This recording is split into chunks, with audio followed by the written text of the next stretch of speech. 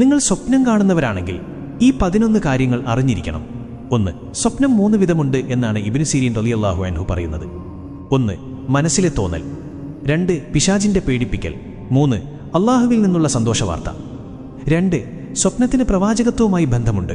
നബി സല്ലല്ലാഹു അലൈഹി വസല്ലം പറയുന്നു, നല്ല സ്വപ്നം നുബുവത്തിന്റെ 46 അംശങ്ങളിൽ ഒരു അംശമാണ്.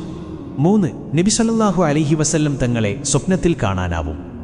എന്നെ സ്വപ്നം കണ്ടാൽ അവൻ കണ്ടത് ശരിക്കും എന്നെ തന്നെയായിരിക്കും, കാരണം പിശാചിന് എന്റെ രൂപത്തിൽ വരാനാവില്ല എന്ന് നബിതങ്ങൾ പറഞ്ഞിട്ടുണ്ട്. അള്ളാഹു നമുക്കെല്ലാവർക്കും നബിതങ്ങളെ സ്വപ്നത്തിൽ കാണാൻ തൗഫീഖ് നൽകുമാറാകട്ടെ. ആമീൻ യാ റബ്ബൽ ആലമീൻ. 4. ദുസ്വപ്നം പിശാചിൽ നിന്നുണ്ടാവുന്നതാണ്. 5. ദുസ്വപ്നം കണ്ടാൽ ആരോടും പറയാതിരിക്കുക. അഊദു ഓതുക. സ്വപ്നത്തിന്റെ വിപത്തിൽ നിന്ന് അള്ളാഹുവിനോട് കാവൽ തേടുക. ഇടതുഭാഗത്തേക്ക് 3 പ്രാവശ്യം തുപ്പുക. 6.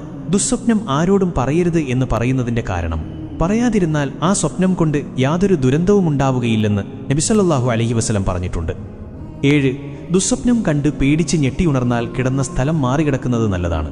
അത് ഹദീസിൽ വന്നിട്ടുണ്ട്. 8. നല്ല സ്വപ്നം കണ്ടാൽ അൽഹംദുലില്ലാഹ് എന്ന് ചൊല്ലണം എന്ന് ഹദീസിലുണ്ട്. 9. നല്ല സ്വപ്നം കണ്ടത് തനിക്ക് ഇഷ്ടപ്പെട്ടവരോടോ ബുദ്ധിയുള്ളവരോടോ മാത്രമേ പറയാവൂ എന്ന് നബി സല്ലല്ലാഹു അലൈഹി വസല്ലം പറഞ്ഞിട്ടുണ്ട്. 10. സ്വപ്നം കൂടുതൽ യാഥാർത്ഥ്യമാവൽ സംസാരത്തിൽ കൂടുതൽ സത്യം പറയുന്നവർക്കാണ്. 11. ഉറങ്ങുമ്പോൾ ദുസ്വപ്നം കണ്ട് പേടിക്കാതിരിക്കാൻ കിടക്കുമ്പോൾ ചൊല്ലാൻ ഇസ്ലാം കൽപ്പിച്ച സൂറത്തുകൾ, ദിക്റുകൾ എന്നിവ ചൊല്ലിക്കിടക്കുക.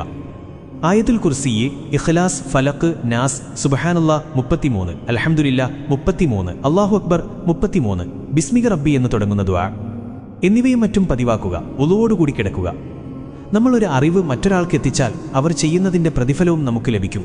അതുകൊണ്ട് നിങ്ങളുടെ കൂട്ടുകാരിലേക്ക് എത്തിച്ചു കൊടുക്കാം. ഇൻഷാ അല്ലാഹ്, അല്ലാഹു കബൂൽ ചെയ്യട്ടെ. ആമീൻ യാ റബ്ബൽ ആലമീൻ.